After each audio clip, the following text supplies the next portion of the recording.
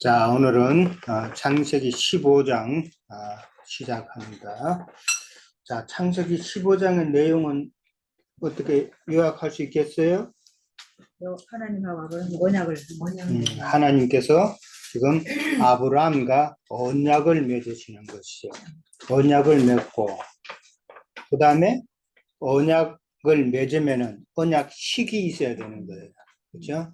언약식을 안 하면은 다 무효죠. 네, 그거는 증거가 없단 말이에요. 그러니까 오늘날도 어떤 체결을 하면은 그 체결서가 있잖아요. 그제 그게 서로 사인을 하고 하는 것처럼 하나님도 아브라함과 언약을 맺으시고 언약식을 또 치르신다. 그리고 그 언약의 내용이 나오죠. 언약의 내용이 뭐예요? 아니, 언약의 내용. 그렇죠. 아브라함의 자손이 지금 애굽에 가서 큰 곤욕을 치른다 그랬죠. 네, 곤욕을 치르다가 지금 거기서 4대 만에, 그러니까 400년 만이에요. 네, 출애굽기에는 정확하게 430년이라고 나와 있어요. 근데 여기서는 400년이라고 그랬어요. 그 출애굽기 30년은 그럼 뭐예요? 요셉이 애굽의 총리가 되는 기간이란 말이에요. 준비 기간. 그러니까 그렇게 조금 차이가 있는 거예요. 자, 여기서는 이제 4대만이라고 그랬어요. 400년. 그렇게 나오는데, 자, 언약의 내용이 아브라함의 후손이 애굽에서 나올 것을 지금 이야기를 했단 말이에요. 자, 그러면은 그게 첫 언약의 내용이에요. 이게 무언가를 알아야 돼요. 이게 지금 무슨 이야기인가? 하나님께서 아브라함에게 언약을 몇 번 맺어요? 2번 맺어요. 오늘이 15장이 첫 언약이에요. 첫 언약이면은 그 다음에 두 번째 언약은 17장에 가서 두 번째 언약을 맺으시는 거예요. 그러면은 이 언약이라는 게 무언가를 잘 이해를 하셔야 돼요. 언약의 내용, 오늘 아브라함의 후손들이 애굽에서 종살이 하다가 4대 만에 나올 것이라고 이야기를 했죠. 그렇죠? 거기에서 우리는 비밀을 알아야 되는 거예요. 첫 언약의 내용이 무언가를. 첫 언약은 아까도 이야기했지만은 첫 것은 항상 완전한 것이 아니죠. 네, 그러면은 지금 하나님께서 아브라함과 맺으시는 그 언약은 지금 완전한 언약은 아니다라 이 말이 있잖아요. 그렇죠? 완전한 언약이 아니다라는 말은 첫 언약은 어디까지나 구속의 언약이단 말이야. 구속의 언약. 그리고 그러니까 구속의 언약이니까 영을 구속하는 그 언약이단 말이에요. 그래서 지금 아브라함의 자손들이 애굽 땅에서 4대 만에 나올 것을 지금 이야기하고 있단 말이에요. 이 말은 뭐예요? 세상에서 사는 그 많은 그 아브라함의 후손들이 세상에서 나와서 예수 믿는 단계로 나오는 것을 이야기하는 이야기단 말이에요. 이해됐어요? 이거 중요한 포인트예요. 이게 첫 언약이단 말이에요. 그러니까 첫 언약은 구속의 언약을 이야기하는 것이고 우리의 영이 세상에 빼앗겼던 사람의 영이 이제는 하나님을 믿을 수 있는 단계로 나오는 그 과정을 첫 언약이다라고 보는 거예요. 그러면은 지금 뭐 결론적으로 다 말하는데 첫 언약의 언약식은 그러면은 뭐예요? 오늘 제물로 뚝 나오죠? 제물이 뚝 나오는데 그 언약식은 영을 구속하기 위한 중요한 사건은 뭐예요? 예수님께서 사람의 영을 구속하기 위해서 행하시는 가장 중요한 사건은 십자가란 말이에요. 십자가. 네. 이해됐어요 이제? 그러니까 지금 오늘 제물 드리는 이 사건은 예수님의 십자가 사건을 이야기하는 거예요. 십자가 사건으로 인해서 예수님께서 영을 구속하신단 말이에요. 오늘 첫 언약의 내용 그 이야기단 말이에요. 이게 결론적으로 다 이야기해 드렸어요. 이해되셨어요, 이게? 예. 그러니까 그 첫 언약은 완전한 언약이 아니다라는 말은 영만 구속을 받는 상태란 말이에요. 그러면은 이거는 어떤 단계? 오늘 상속자 이야기도 나오지만은 상속자가 아니라 그 백성만 되는 과정이다 이 말이란 말이에요. 성경에서 오늘 15장에서 말하고자 하는 키포인트는 그거단 말이에요 지금. 예. 그러니까 예수님을 믿고 내가 입으로 시인해서 예수님을 알고 예수님을 믿는 단계란 말이에요. 지금 아브라함의 이 단계가 하나님께서 아브라함에게 지금 첫 언약으로 15장에서 나타나셨지만 제일 먼저 나타나신 때는 12장에서부터 시작을 해요. 12장에서 하나님께서 아브라함에게 나타나실 때는 예배 드리고 제물 드리고 이런 게 없어요. 그냥 부르셔서 말씀만 하시는 단계예요. 그 단계에서 이제는 첫 언약, 그러니까 제물로 예배를 드리는 이 지금 단계까지 온 거예요. 그러면은 아브라함은 지금 희생축을 드리는 제사장이 되었다라는 그런 이야기란 말이에요.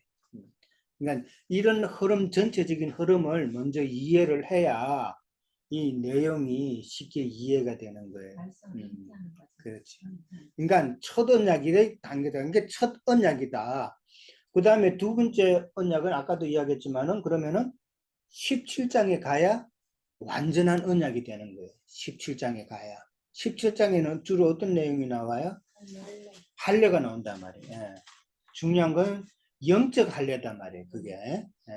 그러니까 육체로 타는 그 행하는 할례는 어디까지나 영적인 것에 대한 예표의 사건이란 말이에요. 그러니까 육신적인 것만 보고 그것만 자꾸 행하던 사람들이 유대인들이었죠. 그러니까 그거는 의문으로만 봤기 때문에 성경을 의문의 말씀으로만 봤기 때문에 그런 엉뚱한 길로 갔단 말이에요. 그러나 그것을 보고 영으로 깨달아서 하나님의 뜻이 육체적인 할례가 아니라 우리의 마음 가죽을 베어내는 영적 할례가 하나님께서 원하시는 할례구나라는 것을 우리는 이해를 해야 되는 거예요.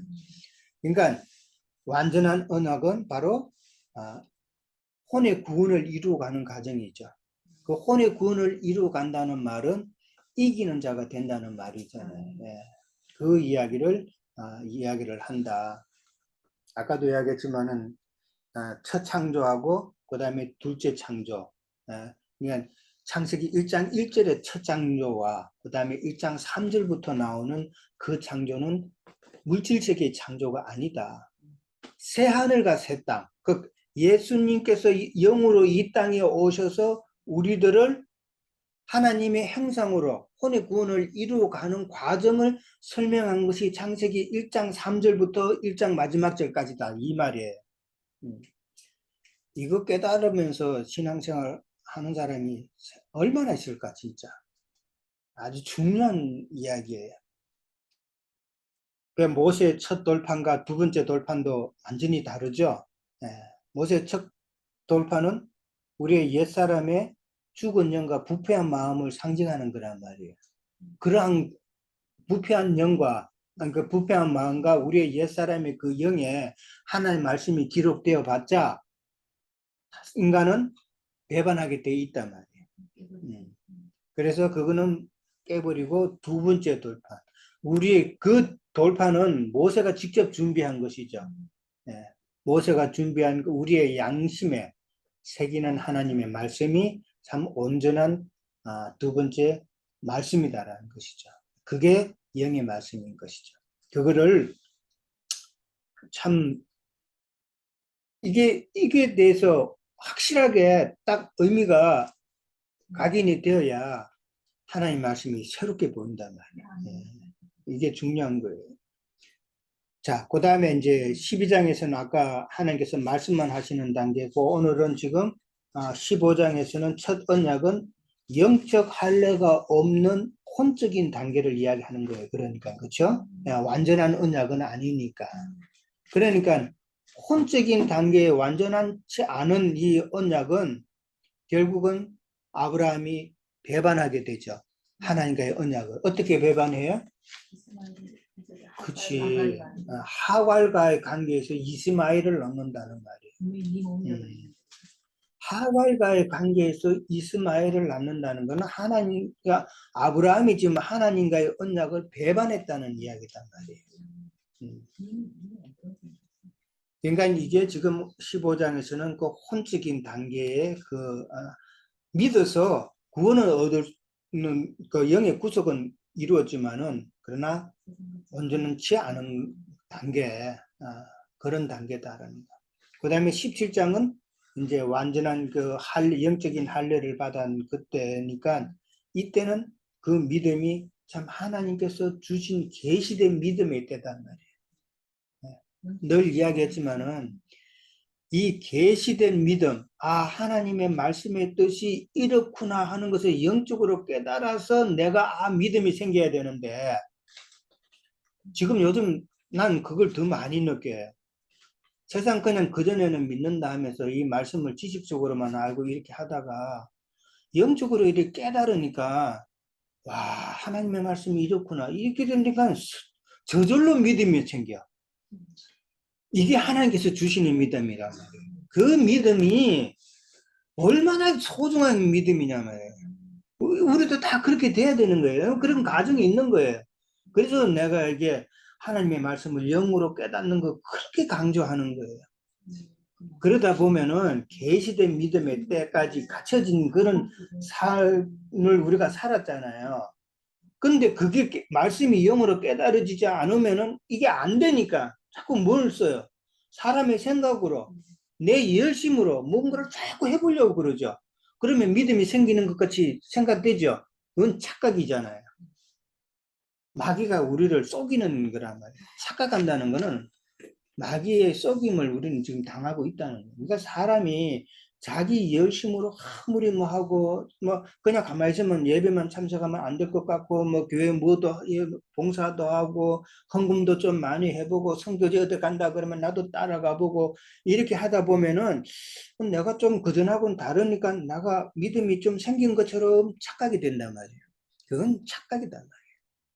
내가 종교적인 열심을 내고 내가 뭐를 열심히 하려고 하면은 그 모습은 나에게 있어서 진리를 접할 수 있는 기회를 점점 멀어지게 하는 거야. 그렇잖아요? 세상 종교에 열심인 사람은 우리 이 말씀 들으려고 안 해. 왜냐? 유대인들이 종교성이 강하기 때문에 그랬단 말이에요. 그러니까 예수님의 유대인들의 종교성이, 자기네들의 종교성이 하나님을 믿는 그 믿음이 너무나도 귀하게 생각했고, 그게 다한 줄로 생각했기 때문에 예수님의 말씀을 안 믿고 배척했고, 나중에는 죽이는 단계까지 갔잖아요. 오늘도 마찬가지다. 신앙생활 좀 잘해보려고 열심히 내는 사람 치고, 하나님의 진리의 말씀을 듣고자가 신경 쓰는 사람이 누가 있겠냐는 것이죠. 자기가 지금 스스로 만족하는데. 그것이 함정이다. 그러니까 세상 종교적으로 열심히 내는 사람들은 스스로 자기 신학이 있어. 개똥철학이에요. 개똥철학. 개똥신학이. 스스로 자기가 아는 하나님이 있어. 그걸 안 놓치려고 그래. 그거를 놓아야 진리가 보인다니까요. 우리가 많이 경험해 왔잖아요. 세상 교계에서. 근데 내가 아무리 열심히 하고 뭐 떨어서 비아서 갔다 오고 새벽 기도 가고 그다음에 밤새도록 뭐 기도하고 그래봤자 내게 그게 빛이 돼요? 그 어느 순간에는 내가 좀 시원하지. 그러니까 그게 혼적이단 말이에요. 성경은 철저하게 그거를 지적을 하고 있단 말이에요. 근데 그거를 못 보면은 어쩔 수 없는 것이지. 우리는 그걸 깨달아야 되는 거예요. 그래서 아까도 이야기했지만은 지금은 예수님께서 영으로 오신 교회 시대단 말이에요. 우리가 믿는 믿음의 스타일도 의문으로 믿어서 되는 것이 아니라 영으로 하나님의 말씀을 깨달아서 믿어야 지금 교회 시대에 합당한 믿음 생활이란 말이에요. 네. 여름철인데 겨울 옷 입고 있으면 그 사람은 잘못된 것이잖아요. 그렇죠? 마찬가지다. 예수님이 영으로 오신 시대이기 때문에 우리는 영의 모습으로 신앙생활을 해야 된다는 것이 이 성경의 가르침이다. 자, 그 다음에 1번 문제로 넘어갑니다. 아브라함이 두려워했어요. 뭐를 두려워했을 것 같아요? 예, 오늘 예, 후사에 대한 두려움이 있었죠. 근데 이제 뭐 역사적으로 보면은 그 이전에서 이제 아브라함이 엘람 왕 그들라오멜과 전쟁을 치렀죠. 그 연합군과. 근데 우리가 보면은 좀 말이 안 되잖아요. 그죠? 그 연합군이라는 그 어마무시한 군대를 318명과 야넬과 마무레와 뭐 몇몇 그 동맹군하고 따라가가 기습해가지고 되찾아왔는데 상식적으로 생각해도 엘람 왕 그들라오멜 연합군이 아브라함을 다시 공격하지 않겠냐 하는 말이죠. 그렇죠? 아브라함의 인간적인 생각으로는 그것을 두려워했을 것이라는 것이죠. 네. 그 다음에 또 한 가지 더 있다면은 아브라함이 소돔에게 어떻게 돼 있어요? 아주 냉담하게 돼 있죠. 예. 그러니까 이 말은 우리가 믿는다 하면은 악에 대해서는 다 끊어야 된다는 말이에요. 예. 끊어야 되는데 아브라함 당시로 보면은 이게 소돔 왕이 자기한테 해코지 할 수 있는 그런 충분한 요건이 되는 것이죠. 예. 그것도 염려했을 것이다라는 그런 의미도 있다는 것이죠. 그리고 그러나 그 중에서도 가장 큰 염려는 바로 후사 문제다. 두려워했던 문제는 후사 문제다라는 것이죠. 자, 그런데 두려워하고 있을 때 하나님께서 뭐라고 그랬어요? 나는 네 방패고 지극히 큰 상급이라 그랬어요. 아브라함에게 지금 하나님께서 하나님 자신이 방패고 네가 나중에 얻을 큰 상급이라고 그랬는데 이 말을 딱 했어요. 그러면은 아브라함은 자기에게 방패가 되는 하나님이고 자기의 큰 상급을 뭐라고 생각했을까? 후사라고 생각했다는 것이죠.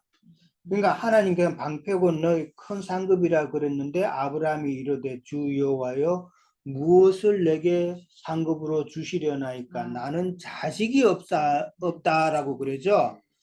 아브라함은 하나님께서 주시는 그 큰 상급이 뭔지를 깨닫지 못했다는 이야기죠. 예.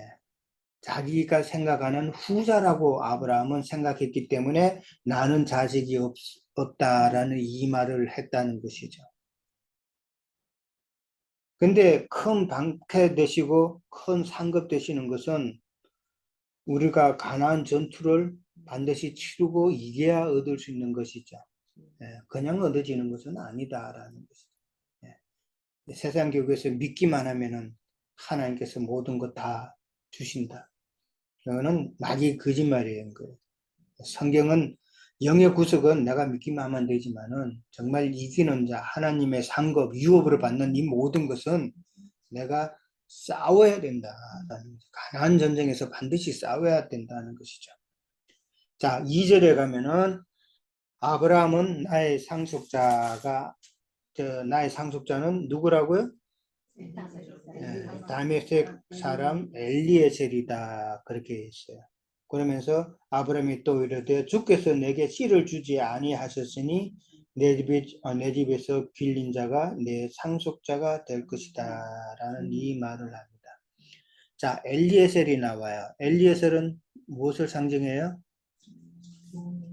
그렇죠. 엘리에셀은 지금 아브라함의 종이란 말이에요.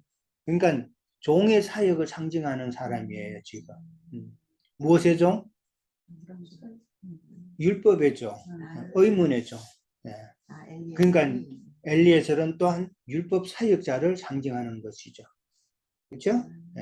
율법 사역자를 종이기 때문에. 근데 이제 아브라함은 내게 하나님께서 씨를 안 주셨으니까 내 집에서 길리운 자가 상속자가 될 것이라 라고 좀 뭐라 그럴까 뭐랄까 약간 반감 섞인 그런 투정하는 그런 의미죠. 자기의 그만큼 후사에 대한 두려움이 걱정이 컸다는 것이죠. 그런데 하나님께서 그렇게 말씀을 하셨는데도 여전히 거기에 대해서 하나님께 대해서 당장 어떻게 해보라는 그런 식으로 좀 투정 부리는 그런 모습이다. 그러니까 혼적 단계는 하나님께 투정 부리는 단계예요. 그러니까 왜냐 하나님의 계시가 완전치 않으니까 자꾸 우리 어린아이 같은 지금 혼적 단계라는 거는 지금 이게 사람으로 영적 나이를 보면 아직 철없는 애다 말이에요. 애다 말이에요. 그러니까 애가 자기 원하는 거 사탕 달라고 떼쓰는 거하고 똑같은 상황입니다. 자, 그러니까 엘리에서는 종의 사역을 말하는 거. 사역 중에는 두 가지 사역이 있어요. 종의 사역과 율법 사역이 있고, 그 다음에 또 그거는 모세의 사역이에요. 그렇죠? 모세가 와서 행하는 사역이고, 그러면 예수님의 사역은 은혜와 진리의 사역이다.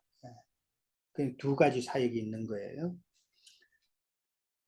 자, 근데 4절에 보면은 하나님께서는 엘리에셀은 상속자가 아니다라고 그러죠.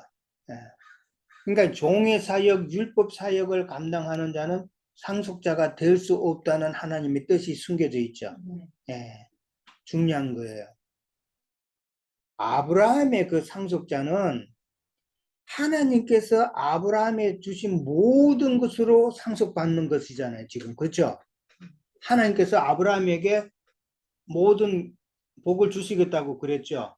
그러면 아브라함의 상속자는 하나님께서 주신 그 복을 다 상속받는 자가 된다는 말이잖아요. 그러면 하나님의 그 복을 상속받을 자는 종의 사역자가 아니다라는 말이죠. 뭔 말이에요 이게? 세상 교계에서 의문으로 행하는 그 믿음의 길로 가는 자들에게는 하나님의 유업이 상속받을 자가 아니다라는 그 이야기잖아요 지금. 이것도 참 놀라운 이야기예요. 그러니까 지금 아브라함은 생각해 보면은 지금 요 내용에서 상속자가 어떠한 것인지를 아직은 희미하게 잘 모르고 있다는 이야기죠. 그렇죠? 상속자의 뜻이 무엇인지, 그 다음에 어떠한 자가 상속자가 되는 것인지, 그 상속받는다는 그 상속의 그 가치라든지 여기에 대해서는 아브라함은 지금 아직 모르고 있는 상태다. 그래서 단지 자기가 좋아하는 사탕만 달라 이 신앙이라는 이 말이죠. 그 사탕이 바로 자기의 후사 아들 낳아달라는 것이잖아요. 그러니까 하나님께서 안 주니까 그러면 엘리에셀 이 사람 내 상속자 삼을 거야. 지금 떼쓰는 내용이잖아요. 이게 혼적 신앙의 단계다. 아직 어리기 전에 장성 25살 되기 전에 그 상태다. 그런 내용이죠. 자, 그 다음에 2번에 네 몸에서 날짜가 네 상속자가 된다라고 하나님께서는 말씀을 하셨어요. 자, 네 몸이면은 아브라함의 몸이잖아요. 근데 여기는 누구를 말하는 거예요? 사라의 몸이다 말이에요. 보통 자기 아내 우리 집에는 그래요. 어떤 사람은 여보라고도 하고 어떤 사람은 당신이라고도 하고 근데 우리는 자기라고 호칭을 그동안 써왔어요. 그럼 자기가 뭔 뜻이에요? 자기 몸. 자기 몸이라는 뜻이잖아요. 이게 아내는 내 몸이다라는 그 말이란 말이에요. 그러니까 여기 네 몸이라는 것은 아브라함을 두고 하는 이야기 아니라 사라를 두고 하는 말이다라는 것이다. 아시겠죠? 그러니까 사라는 우리가 잘 알듯이 장자교회를 상징하는 거예요. 성경에서는 사라가 나오면은 누가 나와요? 사라가 나오면은 하갈이 나온단 말이에요. 하갈과 사라를 항상 대비해서 성경은 계속 이야기하고 있죠. 하갈은 신구약 전반에 걸쳐서 의문과 육체 율법에 상관되는 그러한 신앙생활을 향하는 모임이 하갈 교회단 말이에요. 이해됐죠? 이거는 정확하게 우리는 알아야 돼요. 그러니까 성경은 그걸 계속 이야기하고 있는 거예요. 하갈과 사라의 그 태에서 난 자녀들을 두 계보를 계속 이야기하고 있단 말이에요. 거기에 비해서 사라라는 것은 교회 시대의 장자교회를 상징한다라는 거예요. 그러니까 사라의 몸에서 날짜가 상속자가 된다는 말은 장자 교회를 통해서 난 자가 상속자가 된다 이 말이잖아요. 지금 뭐 우리 모임을 갖다가 그냥 뭐 자랑하는 그런 게 아니라 뭐 우리 모임 외에도 영으로 자꾸 추구하는 사람이 있겠죠. 네. 그러한 자들이 바로 상속자가 될 수 있는 그런 티켓을 받는다는 것이죠. 상속자라는 의미를 정확하게 이해를 해야 됩니다. 상속자는 다시 한번 정리하면 어떤 자? 자, 아는 대로 한번 생각해 보세요. 상속자는 어떠한 자라는 것이죠? 어떠한 자가 상속자다? 완전히 깨달았습니다. 이긴 자들이죠. 그러니까 말씀을 깨닫는 자들이죠. 그러니까 상속자라는 말은 이긴 자라는 의미고, 그 다음에 하나님의 유업을 받을 수 있는 자가 또 상속자죠. 상속자고, 그 다음에 그러한 상속자는 하나님의 생명, 영의 말씀으로 난 자라야 상속자가 된다는 이 말이란 말이에요. 그리고 상속자는 나중에 첫째 부활로 일어나는 자가 상속자가 된다는 것이죠. 첫째 부활로 일어난 자가 어떤 자라는 걸 아시죠? 네. 음부 세계에서 아브라함의 품에 있다가 예수님께서 경륜의 때가 돼서 이 땅에 오실 때 예수님과 함께 부활하는 자가 첫째 부활에 참는다. 그 자들은 예수님과 함께 거룩한 성 예루살렘에 들어갈 자다. 그러니까 새 예루살렘에 들어갈 자다. 그 이야기를 성경은 전반적으로 하고 있다는 것을 우리는 딱 이해를 해야 돼요. 그러니까 상속자에 대한 정확한 이해와 분별과 깨달음이 있어야 이 상속자의 신앙을 우리가 추구하면서 가지고 있단 말이에요. 우리의 목표란 말이에요. 목표. 자, 그 다음에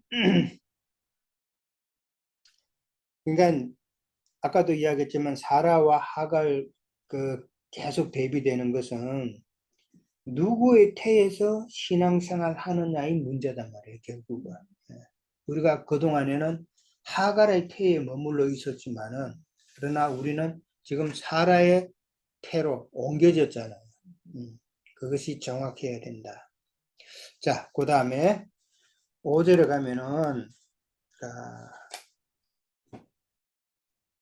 하나님께서 아브라함을 이끌고 밖으로 나가 이르시되 하늘을 우러러 묵별을 셀 수 있나 보라라고 나옵니다. 보라라는 이 말은 지금 우리 육안으로 본다는 그 이야기가 아니에요. 아브라함이 저기 땅을 나눌 때, 그 롯과 땅을 나눌 때 아브라함은 하나님께서 눈을 들어 보라고 그랬죠. 온 사방 온 땅을 보라 그랬죠. 이 영안으로 본다는 것이 있단 말이에요. 그러니까 온 땅을 본다는 거, 온 땅 사방 끝을 하나님의 경륜을 보라는 이야기란 말이잖아요. 그렇죠? 우리도 이 성경 말씀을 통해서 하나님의 경륜을 봐야 우리는 목적 의식을 가지고 신앙생활을 할 수가 있단 말이에요. 예. 사방 끝을 봐야 된다. 하나님의 이 땅에서 이루시는 하나님의 경륜의 끝을 우리는 봐야, 볼 수 있어야, 깨달아야 내가 어떠한 신앙을 추구해서 나가는가를 늘 이야기하는 것이 성경 이야기다. 그런 관점에서 우리는 봐야 되는 것이고, 여기서 보라라는 이 말은 영 안에서 하나님의 그 경륜의 끝을 보라는 이 말이란 말이에요. 그러니까 근데 여기서 하나 좀 이상하지 않아요? 아브라함을 축복할 때에 하나님께서 그동안에 그렇죠. 하늘의 별과 같고 바다의 모래와 같다. 그런 바다의 모래가 있었죠. 근데 지금 15장에는 바다의 모래라는 말이 있어요, 없어요? 이건 왜 그럴까? 다른 데는 하나님께서 아브라함에게 복을 주실 때 생육하고 번성하라, 하늘의 별과 같고 바다의 모래와 같은 자손을 네게 주리라고 그랬잖아요. 그렇죠? 근데 지금 여기 15장에서는 별만 이야기했단 말이에요. 하늘의 묵별. 그렇죠. 지금 상속자에 대해서 이야기하고 있단 말이에요. 그러니까 뭔 말이에요, 지금? 상속자는 별과 같은 위치에 있어야 된단 말이에요. 사라의 몸에서 태어난 자들이 지금 하늘의 별이단 말이에요. 그럼 하갈의 몸에서 태어난 자들은 바다의 모래단 말이에요. 성경은 이걸 구분하는 거예요. 그러니까 상속자 이야기가 나오고 왜 별만 나오는가를 우리는 알아야 돼요. 네. 그래서 바다의 모래는 15장에서는 안 나온다. 상속자에 대한 이야기를 지금 하나님께서 아브라함에게 지금 약속하고 계시는 내용이잖아요.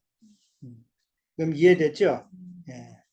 자, 그 다음에 한 줄만 더 합니다. 6절에 가면은 아브라함께서 믿었다, 아브라함이 이제 믿었다는 말이 나왔고, 여호와께서 이를 그의 의로 여겼다라고 나왔어요. 자, 이 아브라함이 믿었다고 그랬어요. 이 아브라함의 믿음, 이 믿음과 그 다음에 여호와께서 이를 그의 의로 여겼다고 그랬어요. 의가 나와요. 세상 교회 사람들은 믿음 이야기가 나오고 의라는 이야기가 나오면은 진짜 되게 좋아하죠. 아브라함의 믿음을 따라서 하나님께서 의로 여기셨다 막 그렇게 이야기를 하죠. 설교하죠. 지금 여기서 아브라함의 믿음과 이 의라는 것은 어느 단계에 있는지를 모르고 하는 이야기잖아요. 그러니까 뭐 아브라함의 믿음 이야기가 나오고 의만 나오면 무조건 좋은 것인 줄 알아요. 그러나 여기서 아브라함의 믿음은 지금 아직은 완전치 않은 믿음이잖아요. 그렇죠? 완전치 않은 영적 할례를 받지 않는 상태인 조금 이게 세상에서 나와서 이제 하나님을 알아가는 어린아이 같은 신앙이다. 아직은 장성하지 않은 그 믿음이다. 그걸 우리는 알아야 되는 거예요. 그러면은 마찬가지로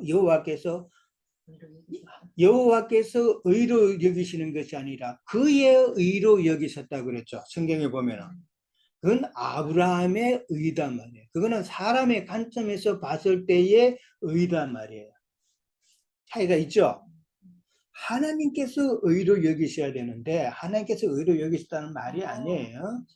여호와께서 그의 의로 여기셨다는 사람의 의로 여기셨다는 이 말이란 말이에요. 그래야 이게 딱 맞죠? 네.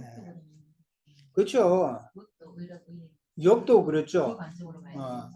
욥도 동방의 의인이라 그랬잖아요. 네. 그 롯도 그렇죠. 롯도 서동성에서 뭐 의인이란 뭐 그랬죠. 그게 완전치 않은 의다. 사람의 관점에서 봤을 때의 의다라는 것이죠.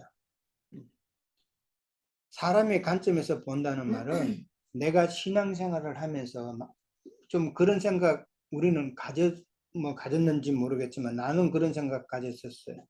세상 교육에서 신앙생활을 오래 하면서 나는 세상 사람하고는 다르게 이제 예수 믿으니까 뭔가 조금 다르지 않나 하는 그 생각이 나의 의단 말이에요.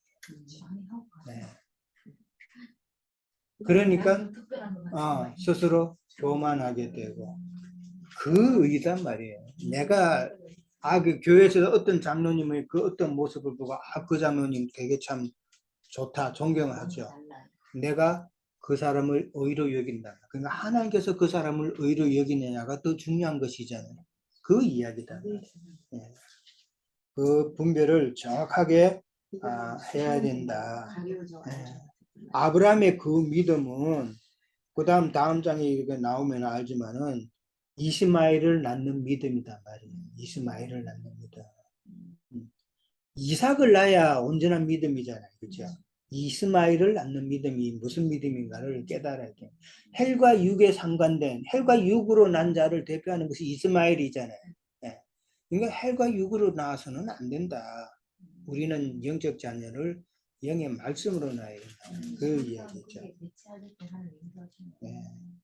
그러니까 지금 아브라함은 이 믿음의 가정을 설명하고 있는 것이니까 우리는 아브라함의 그 믿음의 가정의 관점에서 우리는 봐야 되지 그 과정을 보지 못하고 무조건 믿음과 의가 나왔다고 해가지고 아브라함이 믿으니까 하나님께서 의로 여기셨다 이런 식으로 설교하면은 그거는 완전히 성경의 뜻을 모르는 이야기다. 예. 일단 첫 시간 여기까지 합니다.